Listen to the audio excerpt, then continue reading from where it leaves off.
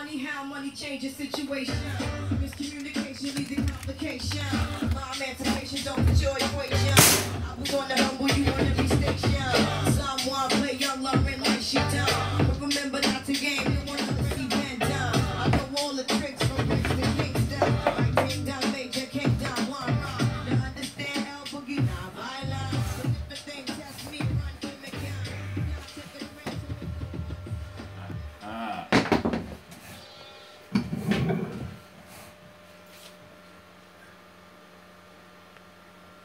Welcome to 96.1 FM KEXU. I'm the Black Cripple. Welcome to Porn News Network. That's PNN, not CNN, people. You got a little bit of crumbs, kick them down. We always need those blood-stained dollars because Porn Magazine is, in fact, Poe. We are the poverty scholars, criminalized, racialized, and always in struggle for $1.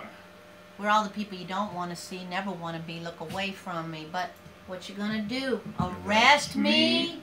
We're in your city. So that's what's up, family. Tonight, this is the PNN-KEXU NewsHour. And we're gonna... Real news. The real news. The news that comes from the streets, the ghetto teachers, the corner preachers, and all the sister mama reachers. Yeah, we doing it real up in here because we in a crisis. It's a state of emergency. A state of emergency on our poor people, our black and brown people, all of our stolen indigenous territory, and we are reporting live from the stolen indigenous Ohlone Lishan land known as Oakland. That's deep east to you and me. Oakland. So first we're going to start with our truth beyond the headlines. In the village of Huichin, we just experienced 12 eviction threats for poor families. That's calls into Porn Magazine because we mamas and daddies in the struggle, so we act as emergency advocates, or what my mama used to call revolutionary social workers. Doing what we got to do, revolutionary jailhouse lawyers outside of jail without the degree or the paper, but we put it together however we can. Shout out to Sister Mama, Audrey Candy Corn, shout out to Vivi T, shout out to Queen Nandi, Lori, Junebug, and all the other welfare queens who make it happen for all our babies and our mamas out there. So in our Porn Magazine family, we've got 12 emergency calls right here in Deep East of families facing eviction threats. So as we fight for those crumbs, we also fight for the manifestation of landless people's liberation like we do in here at Homefulness. That said, in other headlines, 20 indigenous elders and youth were barred from seating at the recent showing, right, of a film. A film made in for Native American people. Right, and it was at the Metreon Theater, known for what?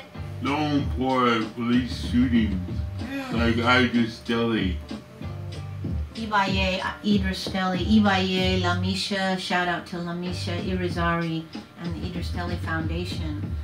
And to all the mamas and the uncles and the daddies and the grandmas who have lost our babies, shout out to Torian Deja Hughes and Mama Audrey, to all of the babies who shouldn't have been lost. The Metreon Theater in the village of Yalamu, gentrification city, aka San Francisco, barred their entrance. So stay tuned for that. Also in the city of Huichin, that's Oakland, there were citation and removal orders made to trees and a bench made of straw created by longtime black, brown, and unhoused residents in Driver Plaza. That's right. You know, the Black Panther's been going there since decades, so it's been a favorite place for black and brown people to go to hang out, to get food, and to really strengthen the community. So the struggle continues.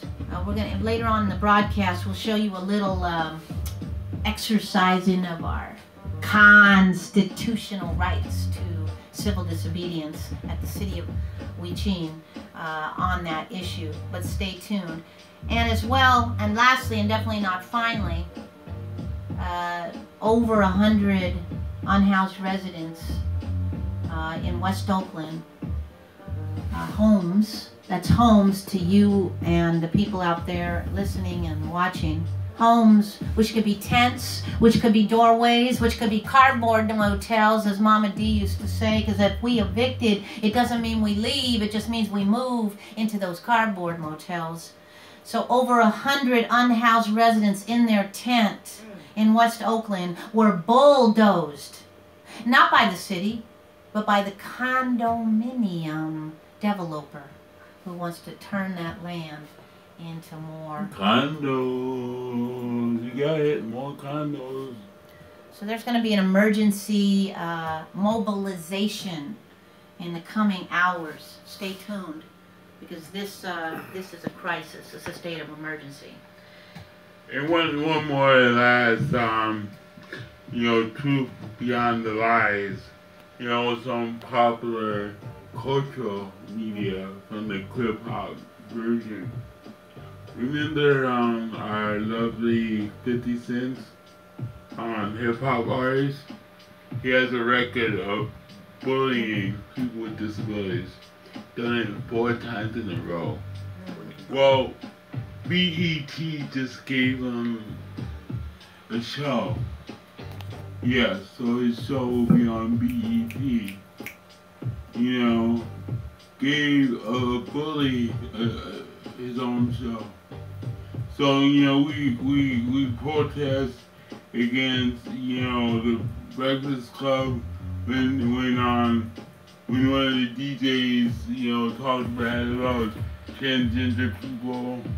We protest against, late night talk show hosts, white men talking about, field Negroes.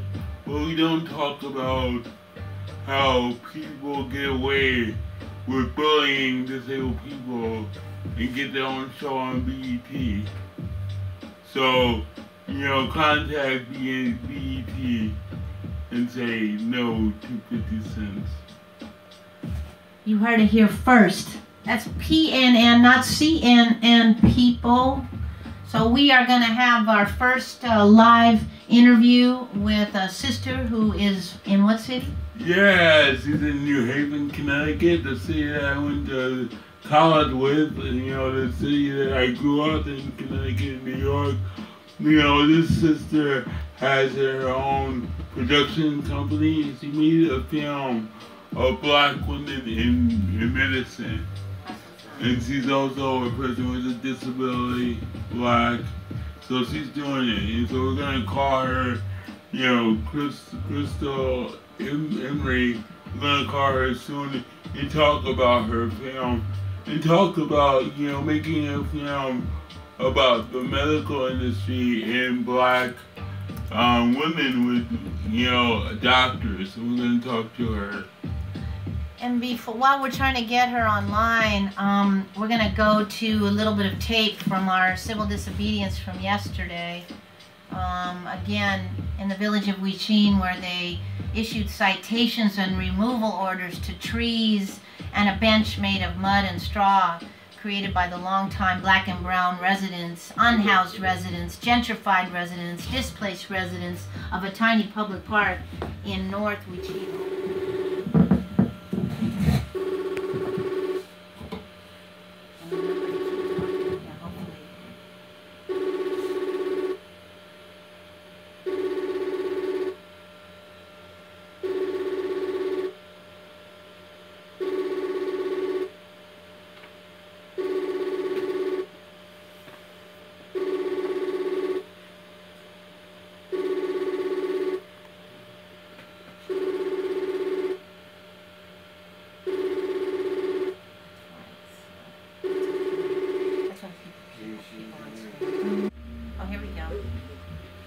Hello, Crystal. How you doing? I'm okay. Good. Thank you for taking the call. Are you ready to talk? It'll be quick. Yes. Okay, so we're gonna make this quick. So, Crystal, tell us about your movie, Black Women in Medicine. Tell us about this movie. Well, the film Black Women in Medicine is really the triumph of the human spirit. It's about Black women in medicine Coming from who here, have you gotta switch it here. overcome a variety of You have to switch it here. In the speakers. You have to stick the speakers here on this one. Gender, You have to switch the speakers into the out one on this laptop. Okay, and when did you make this movie? I started working on the movie in 2011 and I finished it in 2016 and released it in the last summer.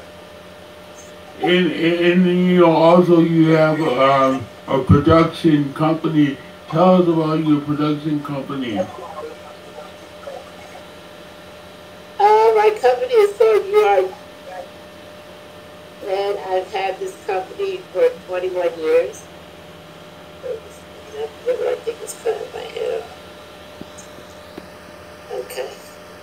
I've had the company for 21 years, and I am a content producer.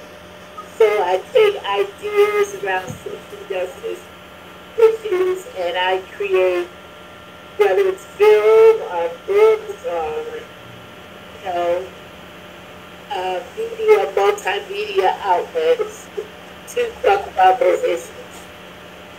Great. One last question. Where can people see this movie, and how can people get in contact with your work?